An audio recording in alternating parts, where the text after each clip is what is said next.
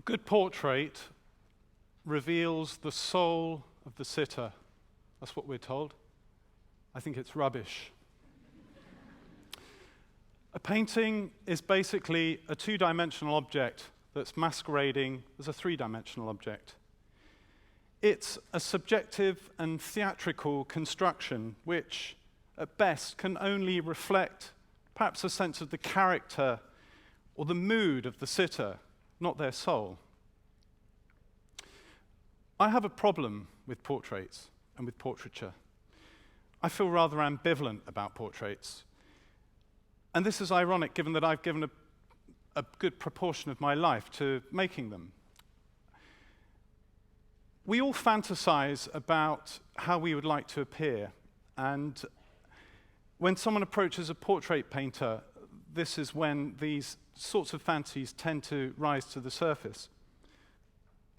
The selfie is now ubiquitous. Everyone has taken a selfie or been photographed by someone else on their camera, I'm sure. But when a person is to be committed to a canvas in oil, it's an opportunity to define oneself for posterity as one would like to appear, frozen in time and manifesting the physical and psychological virtues that one's always coveted. This lady was very fond of Jane Austen and really wanted to look like a Jane Austen heroine. I don't know if you can see in the bottom left-hand corner of the picture, there's a little piece of text that was collaged onto the canvas by myself, which says, "In an ideal world." This came from a cheap magazine, and the lady who posed for the picture didn't appreciate the irony. But I couldn't help feeling that a little sticker saying, "In an ideal world," should really be attached to every portrait that's made. A portrait painter is basically producing an image which is going to present the sitter in the best possible light, the best possible socio-historical context. When I look at a portrait, however, I'm not searching for the soul of the subject. I'm looking for the broken fourth wall of the auditorium, the machinery that lies beneath the canvas. Because a portrait is first and foremost a work of fiction. It's trying to sell me a version of the subject, and I try to unravel the circumstances which produced the image that's before me. What was the context of the portrait that was being made? How did the subject wish to appear? To what extent did the narcissism and the ego of the subject direct the way in which the painting portrait was to develop? What were the motives of the artist to make the portrait? And to what extent did the artist need to earn a living, color his or her motives in how they eventually represented their subject? And perhaps crucially, if a portrait is of a person of power, political power, what forces were bearing down on the artist and the subject that defined how the subject was to be represented? This is a portrait of Elizabeth I by Marcus Gerhardt the Younger, painted in around 1592, when the Queen was around 60. Yet, I'm sure you'll agree, she looks fairly robust and youthful for a 60-year-old. The portrait is layered with the iconography of empire and political power, and also there are metaphorical representations of her apparent virginity and innocence. These are manifested in the moons and pearls. And you'll see that the dark sky behind her and the clear sunny sky in front of her, as well as her position standing on the globe, drives home quite a clear sort of political point. It's selling us the idea of power and majesty and the aspirations of a country and its leader. So we can't take the style or the content of a portrait for granted. A portrait is basically artifice. So the problem of a portrait painter is how to paint a portrait sincerely. And I don't really think that's possible, because every decision that an artist makes, the light used, the pose, the background, the style of painting, Every choice conveys a narrative about how the artist and the subject conspired to create an image. So I really struggled with this problem for a while, and initially I decided what I would try to do was to strip the portrait of all context. So I zoned in on the head. I tried to keep the hairstyle ambiguous and non-specific. There were usually no references to the clothes of the subject. I wanted to leave the narrative of the face to tell its own story. And that worked for a while. I made a few of those pictures, although that guy has a tweed jacket and obviously places him in a very deliberate socio-historical context. Then I discovered the German playwright Bertolt Brecht and his idea of Verfremdungseffekt, or distancing effect in English. In his plays, Brecht avoided involving the audience in an illusory narrative world. He felt that the audience required an emotional distance from the characters, and he wanted the audience to reflect on what was being presented to them in critical ways. He didn't want the audience to empathize with the characters on stage. He wanted to get rid of the suspension of disbelief. And so he employed distancing effects. And these were achieved by the way the actor never performed as though there were a fourth wall in the auditorium. The actors performed in very stylized manners and would often address the audience directly. And this helped to break down that fourth wall and draw attention to the fact that what the audience was seeing was a piece of fiction. It wasn't pretending to be real. And I began to realize that if I could employ these distancing effects in my paintings, that I might be onto something. So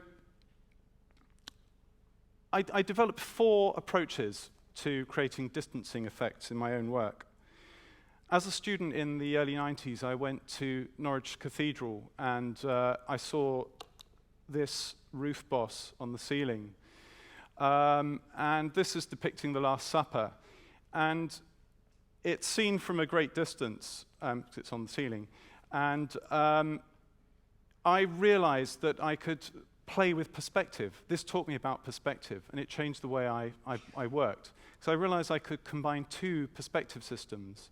So you've got a flat table, and the figures are upright. So I began using that in my work. I began making the background of the painting look like a stage. I began tilting up the floor. You can see that in some of these pictures here. The second distancing effect that I began to employ was distortion. I realized that this was something I'd been doing for a long time, actually. I've got a long face, and I tend to impose that on my sitters when I paint them. And I'm not the first to do that. El Greco did it, as you can see in this painting, as did Giacometti. The writer José Luis Borges once said, "A man sets out to draw the world, and as years go by, he peoples a space with images of provinces, kingdoms, mountains, and islands. A short time before he dies, he discovers a patient labyrinth of lines which trace lineaments of his own face." So what he's saying is everything is a self-portrait, or at least everything that an artist makes is a self-portrait. I think that's very true. I learned that I could lure the viewer in if I employed the language of photorealism, but did it very selectively. So the nose would look like a nose, the eye would look like an eye, but I sort of pieced them together in a way that meant that the overall effect wasn't anything that looked photographic. In a sense, I Stuartified my subject. And I'll show you some examples of those. My third strategy was irony and camp. According to Susan Sontag, one is drawn to camp when one realizes that sincerity is not enough. And now almost all contemporary art is ironic or camp. Melodramatic artifice, exaggeration, and a sense of vaudeville convert the serious into the frivolous. So I began making rather camp, ironic paintings, and I'll show you some of those now. I think that's one of them. Yeah, that's one of them. This was what you might refer to as my Roger Moore period. And then the last distancing effect that I came up with was Roleplay. Now, I was born by artificial insemination, and I don't know who my father is, and I never will. And during my 20s, this led to an acute identity crisis, I'm afraid. I had no solid male role models to base myself on, and this sort of sense of my fluid identity terrified me. In my early 30s, I began to realize that actually I could have some fun with that in the context of my paintings.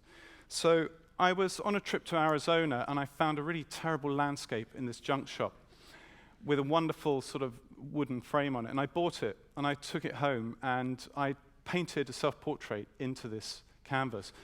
But as I ought to have appeared in that specific landscape, as a sort of yodeling 1950s cowboy. And then I realized I was onto something. I began to make a few more pictures along those lines.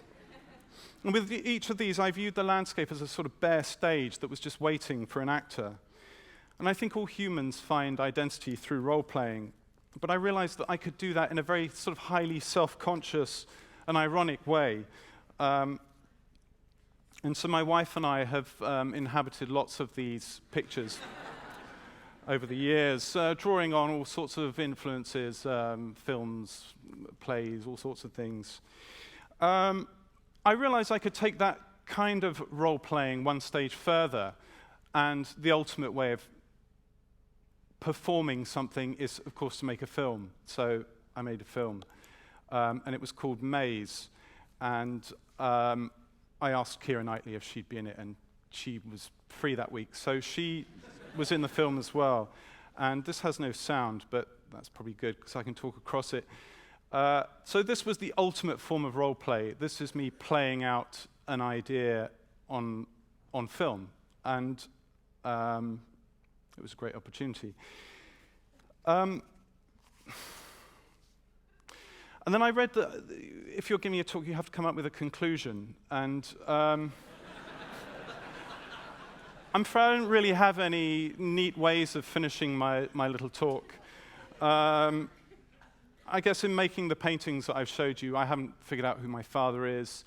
I'm not sure if the distancing effects I've come up with actually mean anything to anyone except myself, maybe my mother. And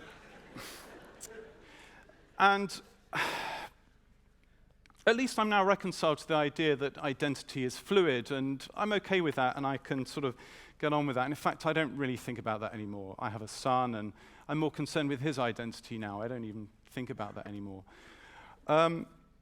So the language of art is also fluid and moving continuously. So it's a bit like being a big bag of mercury on an escalator, and it's tricky.